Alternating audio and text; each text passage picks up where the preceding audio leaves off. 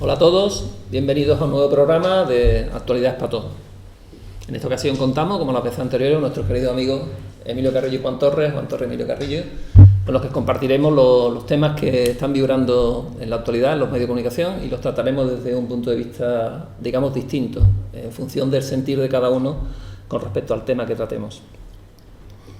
El primero, porque está muy candente, es la reciente autorización del Parlamento de Cataluña al inicio del proceso independentista catalán. Esto lo tratamos ya en el anterior programa, pero es un tema que se va a repetir porque para los españoles y para en general Europa yo creo que tiene una trascendencia importante. Entonces, si os parece, supongo que estáis al tanto de, aunque no seguimos mucho las noticias normales, pero son noticias que trascienden del ámbito normal y nos afecta a todos de una manera u otra. Comentamos, si os parece, aunque ya hablamos sobre 20 minutos el programa anterior, hablamos hoy un poquito más hacia dónde pensáis que nos está llevando este proceso de enfrentamiento entre españoles y entre catalanes y de qué forma podemos las personas que estamos de alguna forma en un camino de conciencia, de plantearnos las cosas de otro punto de vista, podemos actuar. Bueno, yo creo que es un asunto complejo con muchas dimensiones, pero en principio se me ocurre que con tres fundamentales, ¿no? Una, la que tendría que ver con la relación de Cataluña con el resto de España. Es evidente que ahí se ha producido un proceso de desencuentro evidente. No hace falta sumar al milímetro para darse cuenta de que una parte muy grande de la población catalana, de una manera más potente o menos, no está contenta o no desea que su relación con el resto de España sea la que ha habido. Eso es un problema que hay que abordarlo en términos de respeto mutuo, capaz de apreciar el sentimiento del otro y de no establecer el prejuicio de que la otra parte es la que tiene el problema o la que tiene que ajustarse a lo que uno desea. En segundo lugar, hay una problemática no menos importante, me parece a mí, que es dentro de Cataluña, en donde se está abriendo una brecha que puede llegar a ser muy grave, ¿no? No se puede aceptar de ninguna manera que la primera dimensión del asunto, que es la dimensión Cataluña y el resto de España, sea el asunto. O sea, eso no es cierto y es una mentira y por lo tanto como tal hay que tratarlo. Y luego creo que también tiene una dimensión, es la dimensión, digamos, de esa parte de Cataluña que desea romper, pero que desea romper ¿cómo?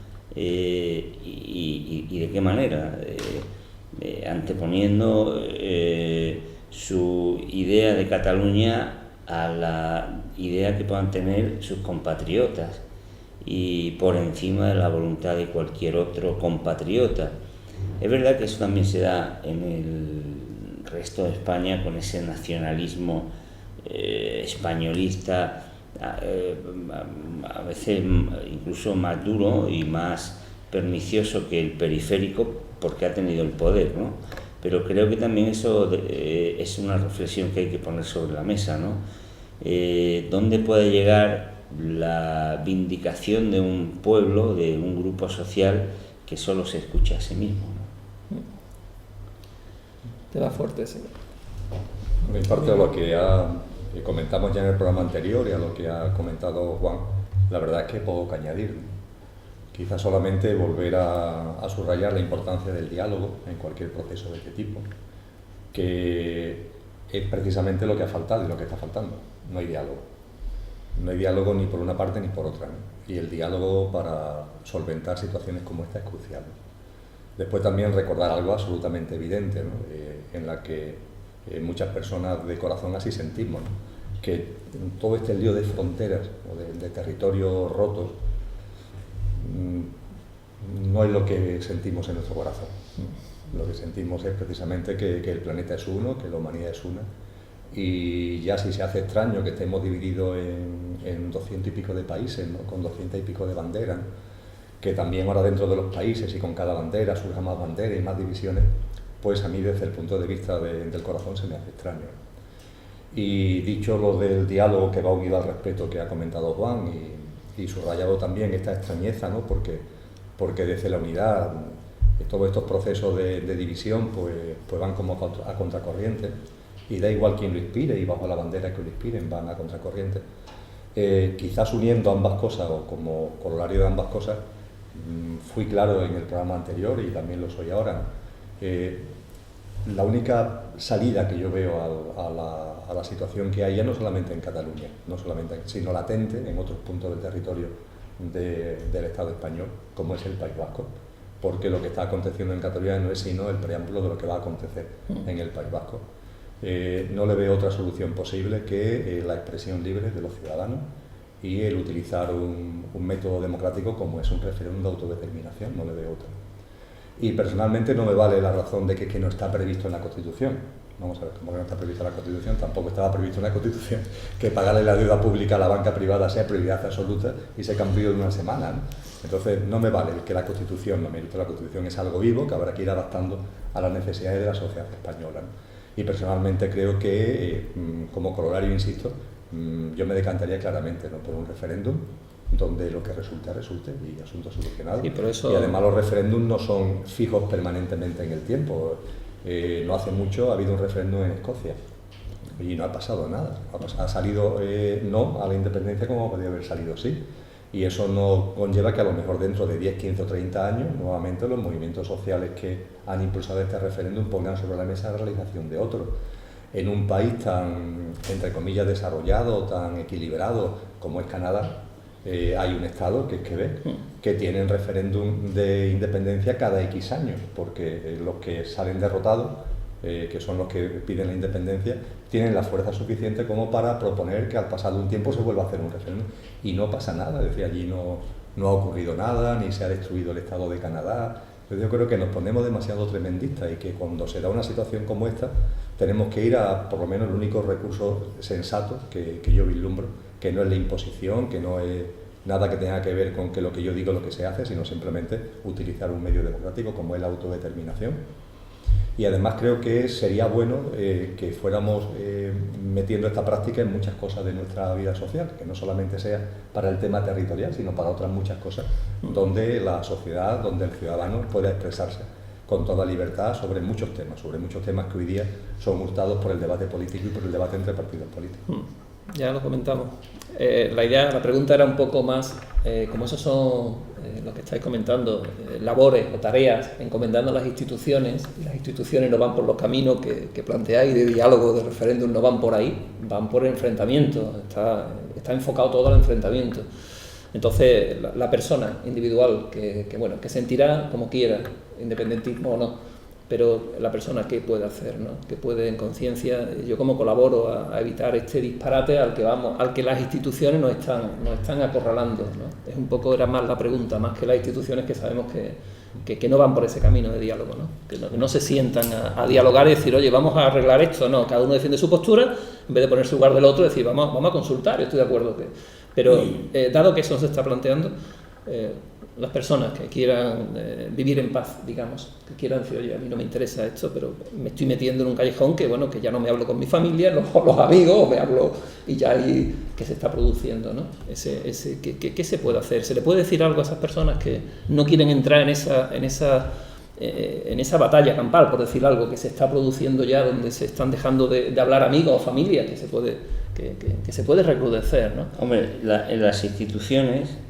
por ejemplo en las catalanas, en la institución donde hoy se ha tomado esa decisión, quienes están allí son las personas que a su vez resultaron elegidas por las personas que fueron a votar y que mayoritariamente le dieron su confianza a un grupo de fuerzas políticas, ¿no? Yo creo que las personas nos podemos manifestar de muchas maneras, no solamente votando, sino en la calle, en nuestras conversaciones, en nuestros puntos de vista, y yo creo que como decía Emilio, el problema es que esa es una falta de nuestra sociedad, una carencia, ¿no? Que es la posibilidad de convertir la democracia elementalmente representativa en una democracia deliberativa, en el resultado de un debate, de una conversación social sobre las cuestiones, ¿no? Entonces yo lo que creo que podemos y debemos hacer las personas es tomar la voz, hacer que nuestra voz se oiga y que nuestra voz contribuya a que se genere una preferencia social. Pero las preferencias sociales no se forman, hombre, en el caso de nuestras sociedades, ¿no? No se forman de otra manera, sino en función de las voces que más o menos fuertes se oyen.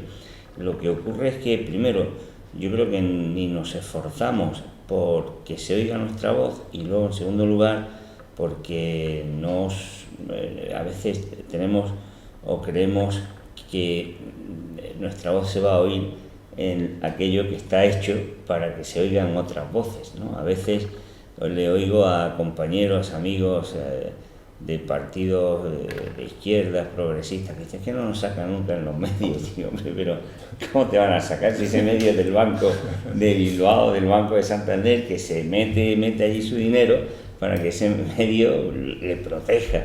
Lo que tienes que hacer es crear otro medio de comunicación en el sentido estricto del término, ¿no? Entonces creo que nos falta eso, nos falta el contacto, y lo que podemos hacer la gente es eso, hablarnos y conformar una opinión colectiva que se transforme en una preferencia colectiva que se traduzca en un poder de nueva naturaleza también colectivo. Es que eso es como se ha hecho siempre el cambio en la historia de los seres humanos.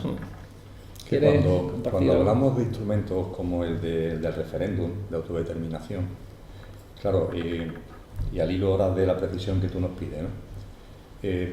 Estamos asistiendo a una dinámica de confrontación, sí, que está marcada por el dominio. Sí. Alguien intenta dominar a alguien, ¿no? Es una dinámica, por tanto, de dominio. En esa dinámica de dominio, todo lo que se plantea se entiende como imposición. Imposición de mí hacia ti o de ti hacia mí. Y no hay forma de salir de ese debate, porque la propia dinámica, el lecho de ese río, el cauce de ese río, está marcado por el dominio. Desde el punto de vista de lo que compartir con estas personas que tú haces mención, yo que voy mucho a Cataluña, que tengo mucha relación con personas que residen allí, lo importante es que esa dinámica de dominio sea sustituida desde cada uno, y por supuesto desde el punto de vista colectivo, por una dinámica de cooperación. Plantear el referéndum de autodeterminación no puede ser para mantener la dinámica de imposición, de dominio, porque entonces, antes muy bien Juan lo apuntaba, eso no va a dar lugar sino a confrontaciones futuras, incluso dentro a lo mejor del posible Estado catalán independiente. Una dinámica de cooperación lo que debe hacer, entre otras cosas, es que instrumentos como este sean normales, y que cuando mediante un instrumento como un referéndum sale A o sale B, eso no se contempla como una imposición, ni se contemplan como un partido de fútbol donde yo te he ganado a ti y tú has perdido, no.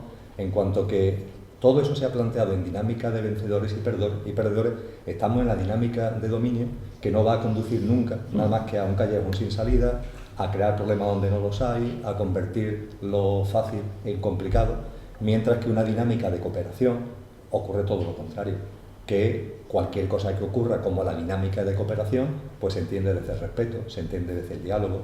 Esto no es un partido de fútbol, esto no es un campeonato de liga, esto no se trata de ganar ninguna carrera, sino simplemente se trata de articular una vida en común de una forma en la que podamos estar cómodos y donde nadie se sienta ni herido ni se sienta impuesto con relación a otro, ¿no? Y en esa dinámica de cooperación sí podemos hacer muchas cosas en nuestro día a día, en la forma de comportarnos, en la forma de hablar, en la forma de expresarnos con relación a estos asuntos. Oye, que esto no es un tema, no sé, se me viene a la cabeza, perdonar porque no quiero llevar el asco a mi sardina futbolística, pero el man que pierda. Y mira, que no pasa nada, es decir, que si el referéndum sale A o sale B, que no pasa nada. Siempre que haya un respeto y mi posición, porque tú hayas ganado, no sea una posición que tengamos que tirar a la basura, ¿no? Mi posición sigue siendo igualmente respetable, ¿no? La base de todo el respeto, ¿no? Cambiamos de tema. Me ha llamado la atención que ha salido una noticia, no sé si llegará a buen término o no, que en México se está planteando la legalización de la marihuana. ¿Eso qué resuena en vosotros? ¿Qué vibra ahí? Porque hay muchas cosas ahí. Bueno, yo creo que es una polémica, un debate ya antiguo, ¿no? Cuando se legaliza una sustancia nociva, o que puede ser nociva, en función del uso que se haga, sabemos casi con seguridad lo que va a ocurrir. Es, primero, que va a desaparecer todo el aparato criminal de contaminación, de suciedad que lleva consigo el tráfico ilegal, que es lógicamente un tráfico que se realiza al margen de cualquier tipo de prevención sanitaria, etc. Y por lo tanto eso tiene grandes ventajas sobre el consumo, porque es siempre un consumo menos adulterado, menos peligroso y por lo tanto pues menos dañino para quien lo consume individualmente y para la sociedad. Ahora, la otra parte negativa, o que puede ser negativa, es que la legalización tanto de la marihuana como en general de la droga, pues prácticamente con total certeza supone también un incremento en el consumo. Entonces ahí tenemos una ventaja, un inconveniente que nos lleva a tener que decidir. Es decir, son dos elementos que desgraciadamente no se pueden tener al mismo tiempo. Lo que yo creo que lleva a eso, a la conclusión a la que lleva es que parece necesario que cualquier estrategia de legalización de sustancias de ese tipo, como podría haber sido, se tendría que haber hecho con el tabaco, con el alcohol, tiene que ir acompañada de una política o de una estrategia que permita que la libertad sea responsable, ¿no? Es decir, que la libertad no sea solo el resultado de elegir algo porque lo tengo más cerca, sino porque realmente pues quiero hacer de esa elección una elección sensata, medida, bien analizada, ¿no? Y por lo tanto no peligrosa para quien lo hace o para la sociedad, ¿no? Eso es como yo veo en general el tema de las drogas, y mi experiencia en el debate de haber hablado mucho con juristas, economistas en este terreno, pues es que es un debate que tiene ese aspecto positivo, posiblemente indiscutible, pero luego un aspecto normativo de preferencias, es decir, dónde pone uno su opción personal. Ahí no nos vamos a poner de acuerdo. Yo creo que eso es algo que la sociedad tiene que decidir. Hay quien le da más importancia al hecho de que se eliminen todos los aspectos negativos que tiene el tráfico ilegal, y hay otros que le dan más importancia al problema que puede llevar consigo el incremento en el consumo. Yo compartiría con vosotros varias cosas. En primer lugar, el uso de drogas en la sociedad, fundamentalmente occidental, es masivo. Y entendiendo además como droga lo que las drogas realmente son, que no son solamente los estupefacientes, ni es solamente la bebida alcohólica.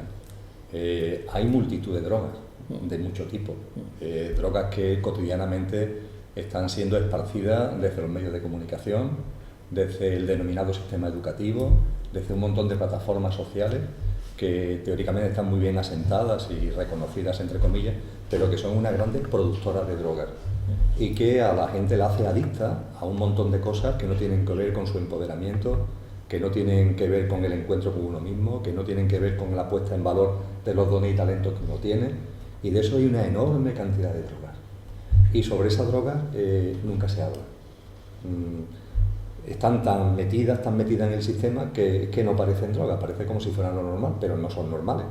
Son sustancias, son mensajes, son comportamientos, son pautas, conductas, paradigmas con adicción y que provocan en las personas efectos muy parecidos a los de los estupefacientes. Compartido esto, en segundo lugar, Lo que yo puedo compartir es en nuestra vida cotidiana de cada uno romper con todas esas drogas, con todas, desde la marihuana al alcohol, pasando por toda esa enorme variedad de adicciones, pautas, comportamientos que nos aprisionan, que nos hacen tener miedo a la vida, que nos impiden realizarnos como somos, el romper con todo eso, desengancharnos de todo eso. Y lo que voy a decir ahora, por tanto, esto es una premisa que es superior a lo que voy a comentar ahora, el desenganchar.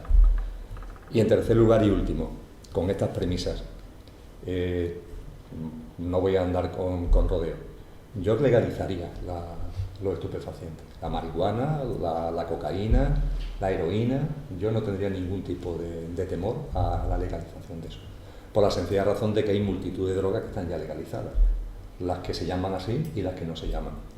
Y el planteamiento que yo hago y la distinción que ha hecho Juan, yo creo que lo sitúa muy bien, tal como yo lo siento, los daños que están produciendo a la sociedad la ilegalización, por lo que el tráfico de droga conlleva, por toda la mafia y los comportamientos mafiosos y delictivos que conlleva ese tráfico de droga, son muy superiores a lo que podría derivarse de ese incremento que posiblemente se daría de un mayor consumo de esos estupefacientes. Leía no hace demasiado tiempo, no sé si será exactamente así o no, que el mercado de la droga es el que más mueve en cuanto a fondos monetarios en el planeta. Es el mercado que más dinero mueve. Y no se trata ahora de caer en la paranoia, pero detrás de muchos de estos debates y de muchas de las posiciones que están adoptando los gobiernos, yo estoy viendo también la influencia de esos poderes que están manejando ese mercado, un mercado que se vendría abajo por completo en el caso de la legalización. Y tenemos que tener en cuenta que esos mercados, además de mover mucho dinero, ese dinero se mueve fundamentalmente como dinero negro. Y tendríamos que ser conscientes de que la banca privada, no solamente mueve el dinero blanco, sino que es esa misma banca la que mueve el dinero negro. Yo esto lo he compartido con amigos y amigas porque a veces en el debate, cuando entramos en estos mercados oscuros, y el mercado de la droga lo es, el mercado de armas lo es, el mercado de la trata de blancas, que hay una gran trata de blancas a escala planetaria, lo es. Cuando analizamos estos mercados, parece como si los flujos monetarios que surgieran de ellos se canalizan mediante intermediarios financieros distintos a los intermediarios financieros que todos conocemos. Pero eso no es así. Que los intermediarios financieros son exactamente los mismos. Y esos bancos con esos nombres que todos conocemos, donde tenemos nuestras cuentas corrientes, o donde tenemos lo que sea, o por donde cobramos las nóminas o pagamos los recibos, son exactamente los mismos que están instalados en los paraísos fiscales. A veces incluso no cambian ni de nombre, que es lo más gracioso. En otras ocasiones se buscan sociedades filiales, pero que pertenecen a la misma entidad bancaria. Y son esas entidades financieras precisamente las mismas las que están moviendo todo ese dinero. Y es curioso porque después esos medios de comunicación, propiedad de esas entidades financieras, que son los que mueven el dinero negro, son los que ante debates como este salen con pronunciamientos muy solemnes en contra de la legalización. Claro, usted claro que está en contra de la legalización, como que usted pertenece a y se está lucrando debido al movimiento de dinero negro que está provocando el mercado de drogas, ¿no? Entonces yo creo que con todo eso se terminaba simplemente con la legalización y a partir de ahí, bueno, pues la responsabilidad de cada cual, la sociedad a través de los mensajes de salud, a través de los mensajes de conciencia, el ir provocando un desenganche, pero no la ilegalización, porque eso es lo que está provocando, es lo que está provocando. Pero mira, Emilio, una matización. Yo que ya te digo que he tenido muchos debates sobre esto y no termino de tener las ideas claras, porque te podría poner un ejemplo que tú mismo has citado, el tráfico de armas. Sin duda comporta un comercio ilegal, criminal, nefasto. La solución es, como en Estados Unidos, legalizar el comercio de armas. Creo que sería una solución claramente insatisfactoria y me atrevería a decir que incluso el libre acceso a las armas en Estados Unidos es menos problemático que el libre acceso a la droga, porque eventualmente vemos a un muchacho, a un joven o a un adulto que tenía en su casa un rifle y se ha puesto a pegar tiros. pero el que consume heroína o el que consume cocaína no es que eventualmente vaya a tener un problema, sino que casi lo más probable es que lo tenga en cualquier caso. Entonces, mi planteamiento es que no tengo la más mínima duda de que para combatir un mal social grandísimo como es el crimen asociado al tráfico de estupefacientes, lo mejor es legalizarlo, porque de esa manera anulas el tráfico y la criminalidad asociada. Ahora bien, la cuestión es que la alternativa no puede ser solo la legalización de la droga, porque el problema del incremento en el consumo de la droga puede llegar a ser efectivamente acompañado de lo que tú estás diciendo, muy importante. Entonces, simplemente lo que yo señalo es que la legalización, que insisto, creo que es necesaria para acabar con el crimen que supone el tráfico, no con el crimen, sino con la multitud de crímenes que lleva asociado el tráfico, la legalización debe ir asociada a una política pública educativa, de fomento de la responsabilidad, de generación de hombres y mujeres libres, en definitiva, que puedan pasar sin ningún temor por un estanco donde se dispensa un estupefaciente sin caer, ¿no?, en la irresponsabilidad que pueda llevarle a tener un problema. El caso del alcohol, el caso del tabaco, es una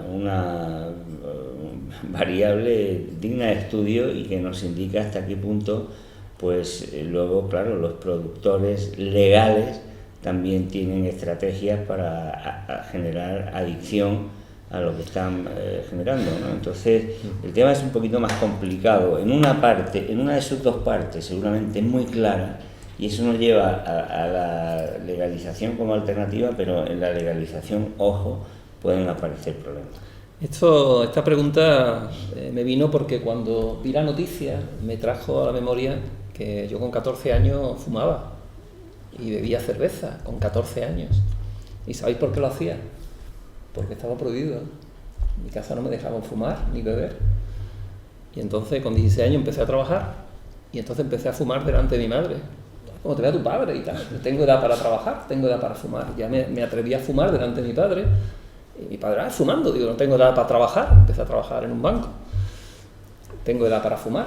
Y entonces cuando ya me lo permitían, dejé de fumar. Y actualmente ni fumo ni bebo, ¿no? Pero estaba prohibido y eso me atraía, esa prohibición. Entonces cuando vi la noticia, yo más que la prohibición, ahora mismo ya tiene otra conciencia, ¿no? Y ya, bueno, pues en libre albedrío decido y soy responsable, ¿no? Pero entonces me llamó la atención el tema de la prohibición y lo que me atraía. Yo, de hecho, a mis hijos y a mi hija que tiene 13 años, no le prohíbo. Si en casa tomamos una copa de vino con la comida y ella coge el vaso tranquilamente y toma un buchito si quiere. Y se lo he dicho, no tienes prohibido fumar o beber, pero hazlo en casa. Hazlo en casa, que nosotros lo veamos, si te pones marea, lo hagas en casa, ¿no? Y hablando de la adicción, sabéis que, por ejemplo, la Coca-Cola, y no estoy haciendo publicidad de nadie, y en todo caso publicidad negativa, una lata de Coca-Cola tiene 350 gramos de azúcar. ¿Y sabéis por qué le echa tanta azúcar la Coca-Cola? Porque crea adicción. Y es azúcar refinada. O sea, azúcar con todo lo que lleva el azúcar. El llenar a la gente de azúcar, o llenar de sal refinada, o llenarnos de flúor. En fin, hay una cantidad de cosas que están permitidas legalmente y que si somos conscientes, la leche, ¿qué animal mamífero toma leche cuando ya está destetado y no es de su especie? ¿Qué animal? El hombre. Yo no tomo leche desde hace de toda la vida, no me ha apetecido la leche, no la he vibrado, ¿no? Pero eso está autorizado, está permitido, ¿no? Entonces la marihuana está prohibido y genera un negocio que los propios interesados. Es un poco la reflexión desde mi punto de vista de la experiencia, ¿no? Se libera, ¿estamos preparadas las personas para tomar conciencia de lo que es apropiado hacer o no? Evidentemente no. La prohibición, en fin, esto es un diálogo que se abre, que podíamos estar en bastantes programas, pero que me llamó la atención por eso, está prohibido. Y porque está prohibido, lo voy a probar, ¿no? Si a lo mejor estuviera... Pasa algo semejante, semejante, no tiene ni el volumen ni el calado, ¿no? Pero, por ejemplo, con la prostitución, ¿no? Es decir, que hay una serie de mercados ya que los tres somos economistas, hay una serie de mercados que se basan en la ilegalización de la actividad, y que en cuanto que la ilegalización desaparece, ese mercado se transforma radicalmente en otra cosa, desde luego sin la conflictividad a la que estamos haciendo referencia. O sea, yo leía también recientemente, veía un comentario de un amigo en un vídeo donde hablaba de que en Andalucía, que para las personas que sigan este vídeo no tengan el dato, hay 8 millones de habitantes, somos 8 millones de habitantes aproximadamente, el cálculo de mujeres que ejercen la prostitución es de cerca de 80.000. Que yo posteriormente le he pedido que me confirmara el dato. Digo, mira, quizás te equivocaste en esta apreciación. Dice, no. Los estudios que hay de acercamiento a la realidad de la prostitución en Andalucía es que puede haber unas 70.000, cerca de 80.000 prostitutas, mujeres que ejercen la prostitución. De verdad que me quedé estupefacto, porque vamos, es que es un tanto por ciento tremendo, que si ya no lo comparamos con los 8 millones de habitantes, sino con la población ocupada andaluza, es un porcentaje tremendo. Y con mujeres en edad, pues es y a partir de ahí ni que decir tiene que un tanto por ciento muy, muy elevado de esas 80.000 mujeres que ejercen la prostitución lo están haciendo de forma forzada, lo están haciendo mediante tráfico de blancas, lo están haciendo en condiciones mafiosas que todos conocemos, y por supuesto en situaciones que para ella misma ni tienen los derechos laborales que como trabajadoras, entre comillas, en caso de que fueran voluntarias, deberían tener, ni tienen seguridad social, ni tampoco pagan impuestos, y la actividad se desarrolla en la más absoluta mercado negro. Sí. Y frente a cosas como esta, de verdad, yo creo que hay que dar un pasito para adelante, ¿no? Pero yo no estoy seguro, no sé si discrepar un poco en la idea de que lo prohibido, no estoy seguro de que sea lo que te digo, a mí lo que me atraía a ti sí, sin duda, pero es que es un caso en el que no te llamaba tanto la atención lo prohibido como, digámoslo, era no consentido, y era también una manera de autoafirmarse, ¿no? Sí. Eso nos ha pasado a todos, ¿no? Sí. Pero si algo es legal frente a lo ilegal, el consumo es mayor. O sea, la inmensa mayoría de la gente, si tuviera que cometer un delito para fumar o beber una copa o fumarse un porro, se lo pensaría. La inmensa mayoría de la gente. Naturalmente hay quien el riesgo le supone un añadido y un atractivo, pero la mayoría de la gente me da la impresión de que no reacciona ante eso, ¿no? O sea, el incremento del consumo se iba a producir. Entonces hay que hacer políticas, hay que hacer estrategias que de alguna manera desincentiven eso. Fíjate, Juan, hablando de esas acciones públicas que van dirigidas a una conciencia de salud, que van dirigidas a una conciencia de responsabilidad, lo que ha sucedido con el tabaco. Claro. Es decir, en el tabaco sí ha habido una toma de posición de los poderes públicos muy clara, donde lo que se le ha transmitido a la gente con rotundidad, mire usted, fumar, aquí no se puede mata, fumar. No, fumar mata, o sea, usted que sepa que se está contaminando y se está matando, ¿no? Efectivamente, yo coincido contigo que la legalización de los estupefacientes tendrían que ir unidos a políticas públicas tan contundentes, cuando menos, como se ha hecho con el tabaco. Yo creo que es un buen ejemplo. Y el tabaco, pero no el tabaco que se comercializa, sino el tabaco en origen no tiene los componentes que tiene el tabaco que se comercializa, que está hecho precisamente... En fin, es un disparate. Vamos a pasar de tema porque esto es apasionante, pero hay otros temas que me apetece comentar o que compartamos. Se cumple esta semana 40 años de democracia en España. Hace 40 años los tres estábamos, sin decir qué edad tenemos, los tres estábamos en la universidad. Más o menos. Sí, claro. Y os acordaréis, a mí no se me olvida una imagen de saliendo de una clase en la universidad, en Reina Mercedes todavía, la Guardia Civil dentro de la universidad. Fue espectacular. La pregunta o el comentario me sugiere, ¿qué ha cambiado en 40 años en España? ¿Qué ha cambiado básicamente en España? ¿Hemos cambiado algo? Porque el programa este, que es un gran medio de comunicación, dice 40 años, ¿en qué hemos cambiado y tal? Y quiero compartir con vosotros de esa época de estudiante que estamos cuando empezaba la democracia en España. Bueno, hablaremos de democracia, si es democracia o no lo que tenemos, ¿no? Pero que se abría un periodo distinto al que teníamos hasta entonces.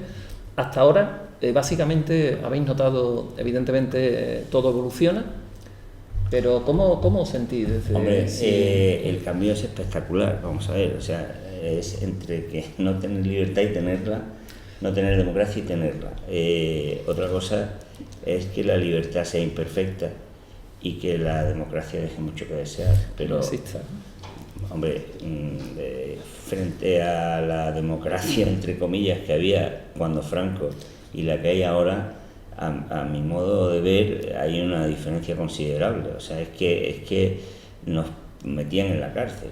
O sea, corríamos delante de la policía. Es que si a mí me suspendían una asignatura, me quitaban la beca, nos metían en la cárcel. O sea, es que compañeros míos, ayer hablé con un amigo que me llamó de Madrid, que fui yo a la comisaría con otros más porque lo habían detenido, o sea, por hablar en una asamblea. Eso no pasa hoy.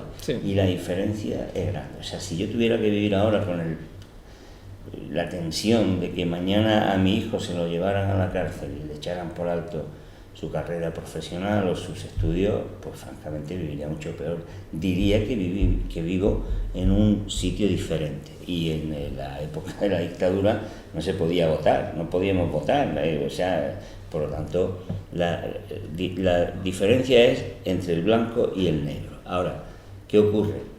Pues que la democracia en la que hemos vivido, el sistema político en el que vivimos, es el resultado de un pacto hecho con patas muy diferentes, de muy diferente poder, en el que las izquierdas, los movimientos progresistas, pues no pudieron o no supieron imponer una voluntad diferente frente al poder establecido, y el poder establecido logró que se produjeran cambios en el sistema político, en el sistema de representación política, para mantener prácticamente intacto el poder de grupos oligárquicos que habían venido dominando España desde decenios. Y la prueba evidente de ello es que si uno repasa las empresas del IBEX 35 o incluso las instituciones, ministros, están los mismos apellidos que cuando nosotros éramos jóvenes, ¿no? O sea, seguramente ahora no lo tengo en la memoria,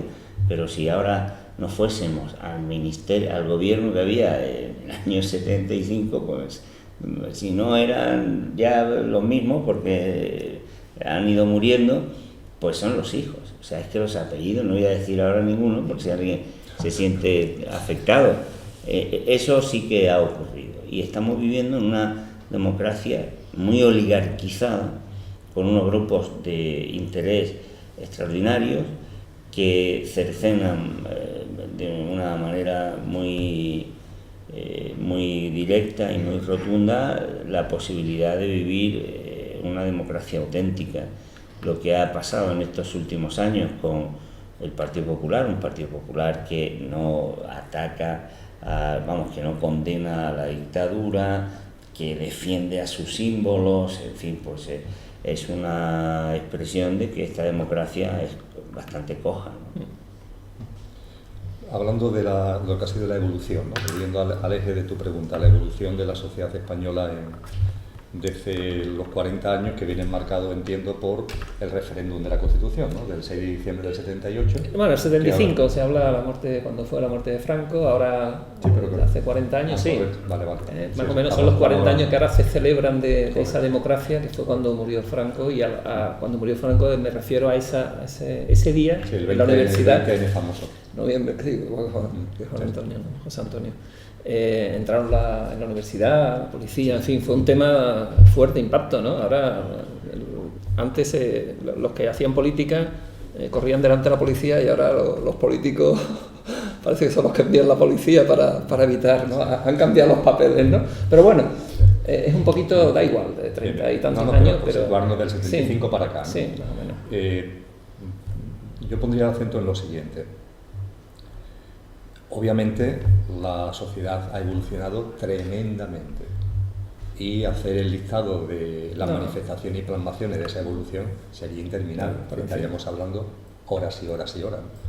Y diríamos que este país, en términos generales, es un país en el que se vive mejor que se vivía antes. No hablo ya solamente por temas puramente de capacidad adquisitiva socioeconómica, sino en general. Es el clima social es un clima en el que se respira de una forma que no se respiraba antes de 1975. Dicho esto, creo que no debemos enfocar solamente lo que ha sido estos 40 años desde el punto de vista institucional y político. Yo creo que la gran aportación del entramado de las modificaciones constitucionales, legislativas, del entramado institucional y político, es que ha quitado barreras, ha quitado corsés. Eso es lo que yo más pongo en valor. Es como si hubiera una camisa de fuerza, oye, que la camisa de fuerza quizás siga estando, pero tiene una holgura que antes no tenía, ¿no? Para no entrar, que también podemos entrar en el debate, ¿no?, de las muchas imperfecciones que tiene esta autodenominada democracia, pero por utilizar este símil, de tener una camisa de fuerza muy constreñida y allí ya cada uno que piense que os ha quitado la camisa de fuerza definitivamente o que la seguimos teniendo, pero que tiene una holgura que, oye, que te permite moverte y desenvolverte de una forma distinta.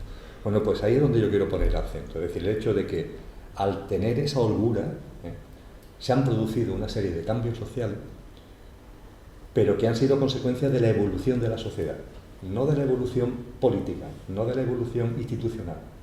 Si os fijáis, incluso desde el punto de vista del entramado político-institucional, hay como, lo hemos hablado antes con Cataluña, hay como una tentación continua a decir, no, esto ya se hizo así y se definió con la Constitución del 78 y esto ya va a misa por siempre. No, mire usted. Pero por encima de ese posicionamiento institucional, lo importante es que el margen de maniobra que la sociedad ha tenido ha posibilitado cambios que hace 40 años eran impensables. De lo que yo me retrotraigo en el tiempo y ahora por una máquina del tiempo me voy al 75 y del 75 me vengo aquí y claro, la sociedad esta es que no tiene nada que ver en nada. Juan Enrique, en nada. Es decir, podemos hablar de comportamiento. Yo recuerdo la canción esa de Libertad sin ira, Libertad sin ira, y que hablan de que aquí la gente que no hay que tener miedo a nada, en el sentido de que aquellos que tenían miedo a la democracia porque esto iba a volver la guerra civil, y decía algo así como que la gente es muy sumisa, dice hasta en la cama, ¿no? Decía la canción, porque es verdad, hasta en la cama se haría esa sumisión, esa camisa de fuerza llegaba incluso a tu comportamiento en pareja, ¿no? Claro, esto es una pequeña plasmación de lo que quiero transmitir. Todo esto ha saltado por los aires. Y yo permitirme que ponga en valor a la gente. Es decir, que al haber holgura, ha habido una evolución tremenda en pauta, en comportamientos sociales, simplemente porque ha habido holgura. Pero creo que el mérito no es de la institución. El mérito del entramado institucional ha sido precisamente que haya holgura. Pero ha sido la gente, yo creo que ha sido la gente. Sí. Yo un poco el hecho de la pregunta o la base o lo que subyace era 40 años de democracia, ¿no? Y democracia etimológicamente es el poder del pueblo para decidir, ¿no? Y entonces antes no había ese poder del pueblo para decidir y ahora, desde mi punto de vista, tampoco lo hay. Ahora tienes derecho a ir a votar cada 4 años, pero no cambia nada, es lo mismo, ¿no? Pero yo pongo el acento en el que te puedes divorciar, en el que te puedes separar, en multitud de prácticas sociales que son las que en definitiva hacen una sociedad distinta, ¿no? Nosotros, a mí me pasa, a mí el primero, cuando hablamos de este tipo de cosas, me voy mucho al ámbito puramente institucional y al entramado político, que es...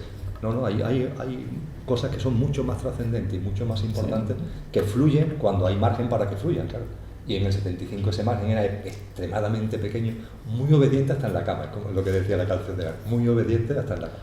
Y en cambio cuando hay un poquito de margen, fluye de una forma espectacular. Y no hay que olvidar que esos cambios, muchos o pocos, pequeños o grandes, pero importantes, han sido porque el pueblo ha podido decidir. Si el pueblo no hubiera decidido, esos cambios no se hacen.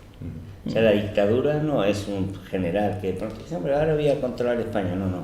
La dictadura es la opresión del pueblo, o sea, son los grandes grupos económicos los que utilizan a la dictadura para hacerse más ricos.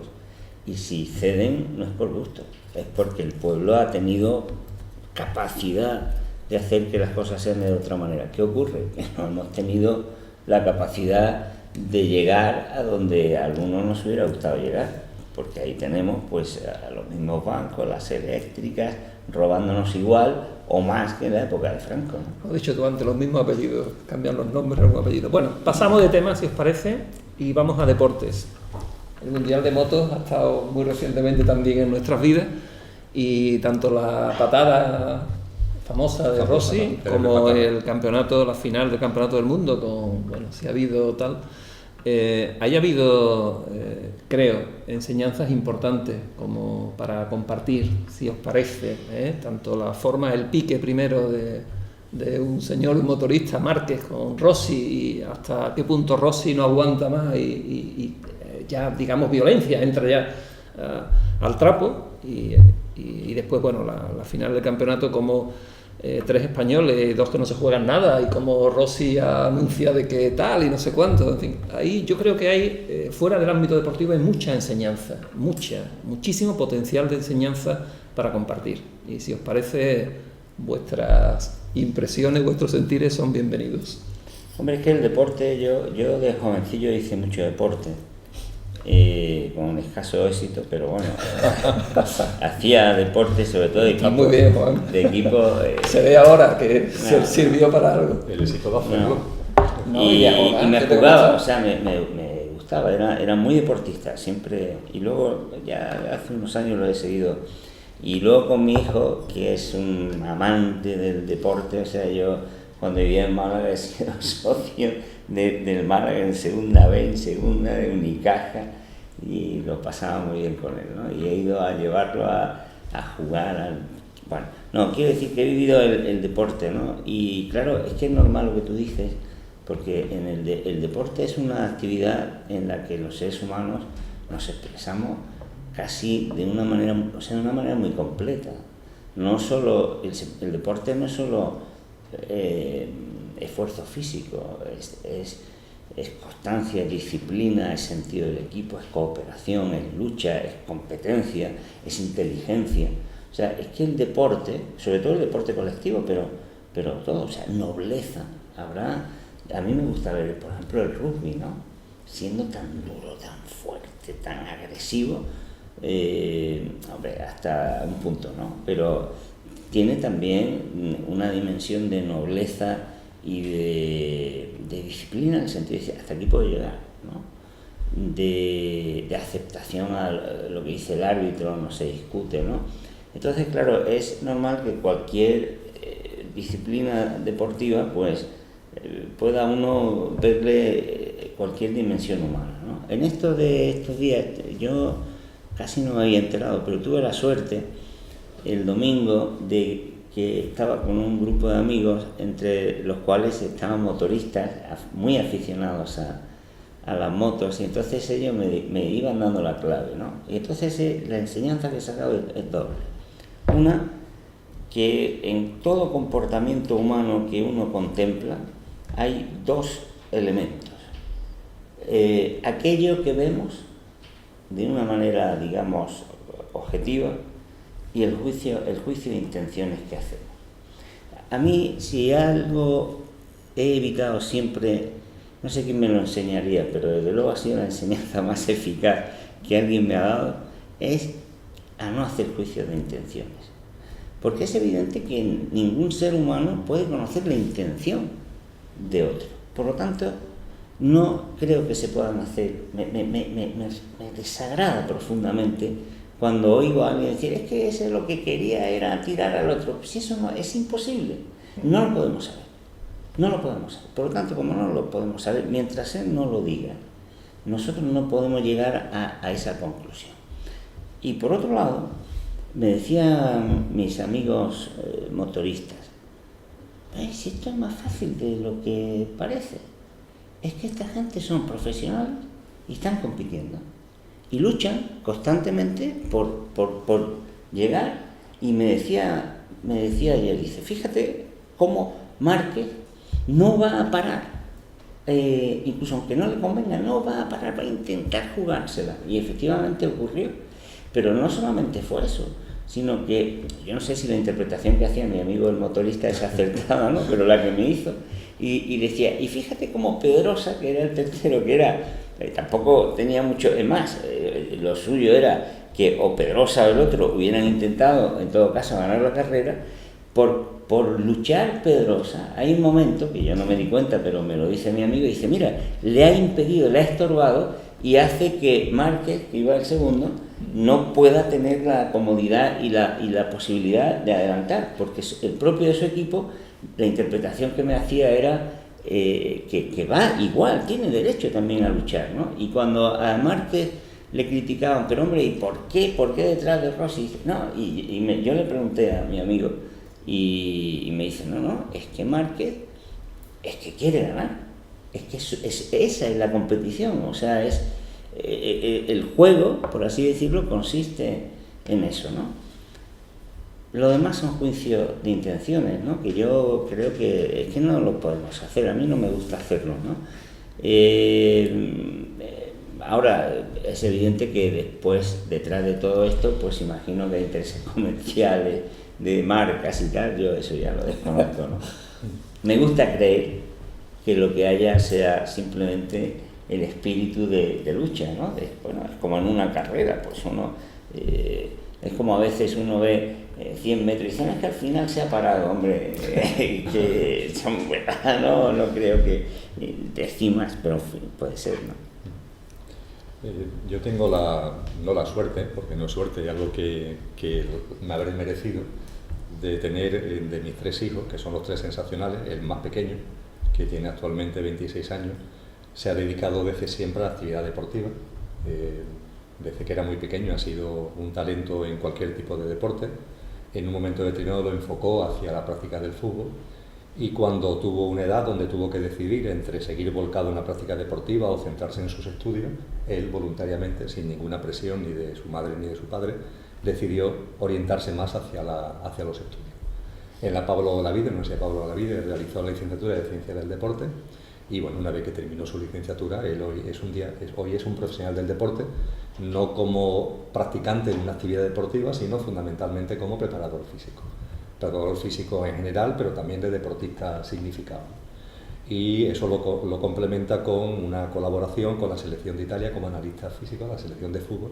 Hoy precisamente, ayer viajó porque hay partido de la selección, y siempre que hay partido de la selección él se va a Florencia con la selección italiana y contribuye a la preparación física, al análisis del estado físico de los jugadores y demás. Entonces, yo a través de mi propia experiencia, pero sobre todo de la experiencia de mi hijo, hago una enorme distinción entre el deporte que vemos en la tele y el deporte. Eso es muy importante. Yo eso lo he aprendido a través de él, porque ayer no tuve ocasión de charlar con él viendo la final, porque yo estaba volviendo de Valladolid, y yo llegué a casa del AVE que me trajo de Madrid a Sevilla, y vi las 3 últimas vueltas. Y él a su vez estaba con el que es su jefe, entre comillas, preparando el viaje porque se iban por la tarde. Y no tuve ocasión de charlarlo con él viendo la final, ¿no? Pero sí he tenido ocasión de charlar con él lo que sucedió en ese momento, en la famosa patada, entre comillas. Y vuelvo a insistir, que seamos muy conscientes de que el deporte es una cosa, y esas manifestaciones que llamamos deporte no es que no sean deporte, no digo que no sean deporte, pero son una de las muchas manifestaciones que tiene el deporte.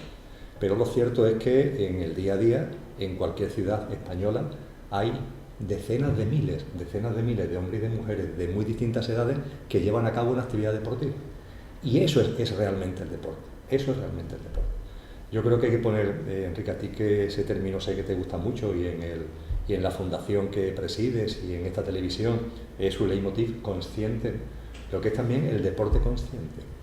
Entonces, vamos a poner en valor ese deporte consciente, vamos a poner en valor la actividad deportiva en sí, más allá de estos episodios de una final de un campeonato de fútbol o de la Champions que siguen millones de personas y donde pasan cosas tremendas, donde hay fallos arbitrales que uno no entiende cómo no ha visto lo que han visto 1.000 millones de personas. Eso pertenece a un mundo que no deja de ser deporte, pero es como, no sé, es como un esbozo de la realidad, ¿no?, deportiva.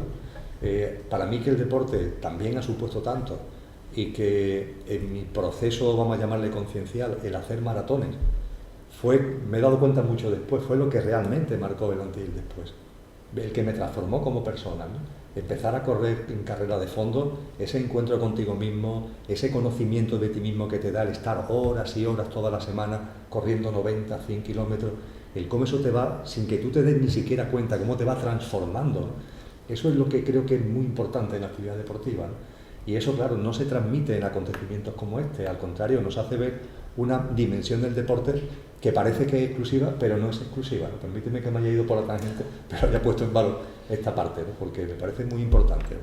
Sí, es un poco en fin, como, no sé, el sacrificio, digamos, de unas personas que se esfuerzan, que desde pequeñitos se ven algunos deportistas, ¿no? En Gasol, en Márquez, desde pequeñitos están enfocados en un tema, parece no viven para eso y sus familias lo enfocan a eso, ¿no? Y al final llegan a un tema y llegan a un final del campeonato del mundo y donde actúan otros condicionantes que no son los estrictamente deportivos, ¿no? Hay mucha enseñanza ahí, ¿no? Una de las experiencias, si tú has tenido, vamos, quien haya tenido hijos deportistas, creo que sin duda las ha vivido, porque no creo que me haya pasado solo a mí. Una de las experiencias más desagradables en mi vida, precisamente las he tenido cuando llevaba a mis hijos a los partidos, ¿no? Cuando nosotros éramos niños íbamos solos, vamos, mi padre nos había acompañado a un partido, yo le decía a mi padre o a mi madre que me llevara a un partido y yo creo que me hubieran mirado como un marciano, ¿no? Porque era inconcebible, ¿no? Y íbamos a otro pueblo solos, ¿no? Pero ahora que vas con tus niños, que también, por cierto, creo que es una cosa muy positiva, porque a mí me hubiera gustado haber ido también, haber disfrutado con mi padre en esa etapa, ¿no? Pero habéis visto escenas con los padres, incluso de violencia, o sea, tremendo, ¿no? Tú dices con razón que el deporte convertido en espectáculo es otra cosa, es un espectáculo, pero no es deporte, pero el deporte que tiene una connotación de competencia y competitividad evidente, ¿no? Porque si tú sales a ver quién mete más canastas, pues estás compitiendo, pero la competencia, la competitividad en ese caso es un instrumento para el goce, ¿no? Pero cómo la competencia se convierte en un fin, ¿no? Y cómo se produce una deshumanización de la gente, ¿no? Y vamos, yo he visto escenas que no quiero ni volver a pensar porque son muy desagradables. Me estoy acordando, Juan, de una anécdota. Mi hijo Andrés empezó a jugar, vamos a decir, profesionalmente, porque empezó a tener ya un sueldo de 120 euros cuando tenía 13 años. Y él jugaba de interior o de lateral. Y en un campo, no voy a decir el nombre del equipo, no se trata ahora de hacer sang, pero en un campo cercano a la ciudad de Sevilla, en un pueblo cercano, claro, él corría por la banda. Y el partido iba muy ajustado y faltaban muy pocos minutos. Y en un momento determinado cogió espacio y se metía por la banda con mucho peligro, porque podía girar incluso para... Eran vallas donde los espectadores estábamos en las vallas y apoyados. Es increíble, pero el padre de uno del equipo contrario le puso la zancadilla. No me lo imagino. Le puso la zancadilla. El árbitro no sabía qué pitar. Tal como está contando, me lo imagino, vamos. ¿Qué se hace en una situación así, donde un espectador le mete una zancadilla? Resulta que el niño espectador... de 13 años. A un niño de 13 años. Resulta que el espectador es el padre de otro niño, de verdad. Son cosas, pero en fin, forman parte de esa... Hay que tomárselo con sentido del humor, de esas tensiones que genera la dinámica a la que hacíamos referencia anteriormente, la dinámica no de cooperación, sino la dinámica de tensión. Pero es que detrás está la violencia, o sea, claro, es un elemento tremendo, ¿no? Sí. Yo recuerdo, yo no he ido, he ido a un partido de fútbol, a uno, de liga, porque me invitaron al palco de un equipo de Sevilla y mi mujer es de ese equipo y me invitó a uno y le dije, yo no voy. Y dice, espérate, mi mujer, sí, voy. No he ido a ninguno más. Yo recuerdo con mi hijo Pablo, con 12 años, papá, yo quiero ir a un partido de fútbol. Y nos fuimos los dos a ver un partido de fútbol. Y cuando estábamos allí, delante había un padre con su hijo. Y entonces el padre se levantaba y gritaba, ¡árbitro! Y ahora imaginaros todas las palabrotas que... Y automáticamente el hijo se levantaba, también con 12 años, 13, y gritaba todas esas palabrotas. Cuando llevamos 10 minutos, mi hijo Pablo decía, papá, a mí esto no me gusta. ¿Te importa si nos vamos? Digo, ¿tú querías venir? Tú nos vamos cuando queramos. Y nos fuimos, ¿no? Y no he vuelto a pisar un campo de fútbol. Fui a los mundiales, cuando celebraron aquí, fui a ver a Brasil, pero yo en vez de estar mirando allí, estaba mirando la torcida brasileña. Un espectáculo espectacular. Mirando a la brasileña. En general, el ambientazo, cómo se deforma, cómo tu identidad, cómo tu ser, cuando estás en un colectivo, pierdes tu identidad, pierdes tu conciencia, digamos, y se cede en función de un colectivo que la manipula hasta el extremo de que se citan después fuera, se citan para pegarse, eso tenemos Sí, recientemente. pero a son mí temas una cosa que siempre muy me ha fuertes, llamado la muy atención, fuertes. quizás tú sí tienes más reflexión sobre el deporte, lo diferente que es el público en diferentes deportes, Sí. ¿no? Sí. Porque yo he ido mucho al baloncesto y no recuerdo una mala forma o del público, bueno, o sea, una vez siempre pasa que le pasa algo a tu equipo, pero sin embargo en fútbol la agresión de los espectadores es como más permanente, cosa que por ejemplo no ocurre o por ejemplo en Inglaterra, ¿no? Entre el público del fútbol y el rugby, que es completamente diferente, ¿no? Es curioso que es verdad lo que tú dices, ¿no? Que la aglomeración transforma, pero no siempre en el mismo sentido y no siempre con las mismas consecuencias, digamos. Estoy de acuerdo. Sí. No obstante, también somos conscientes de que de todo hay en todo, ¿no? Claro. Que yo no voy al campo de Leti todo lo que me gustaría porque viajo quizás demasiado, pero cuando tengo ocasión voy y es un momento de encuentro con familiares que suelen ir, es la cerveza de antes, la cervecita de después, el ver a gente. Hay muchos mundos en todos los mundos, Sí. sin menoscabo de que esas tensiones a las que muy bien los dos está haciendo referencia, también yo creo que tiene mucho que ver los medios de comunicación. Los medios de comunicación plantean cada partido de fútbol y da igual la escala, no hablo solamente del Madrid y del Barcelona, que ahora está aquí ya próxima el clásico, ¿no? El partido, siempre son los partidos del siglo, ¿no? Incluso la prensa local, cada partido del equipo de la localidad lo afrontan cada partido como si fuera el acabose, no va más, ¿no? Entonces eso yo creo que a la gente le transmite una especie de estrés, una especie de tensión que no tiene ni pie ni cabeza, ¿no? Cuando jueguen dentro de unos días el Madrid y el Barcelona, no se están jugando la Liga, se van a jugar 3 puntos. La Liga son muchos puntos y no pasa nada, pero sin embargo parece que ese partido es el fin del mundo y la misma gente son tensionadas por esos medios de comunicación, sin menos claro que el tema es porque la gente ve esos medios de comunicación, que es quizá la raíz de todo, ¿no? Sí. Bueno, tenemos que ir terminando, se me ha hecho cortísimo, pero es hora de dejar esta tertulia y si os parece quedamos convocados para nuevas tertulias de actualidad donde compartiremos sentir sobre lo que los medios tradicionales, aunque no los seguimos mucho, pero hay cosas que trascienden y que me apetece que compartamos desde otro punto de vista. Así que muchísimas gracias a todos. Muchas gracias. Muchísimas gracias a todos por seguirnos y es para todo. Gracias.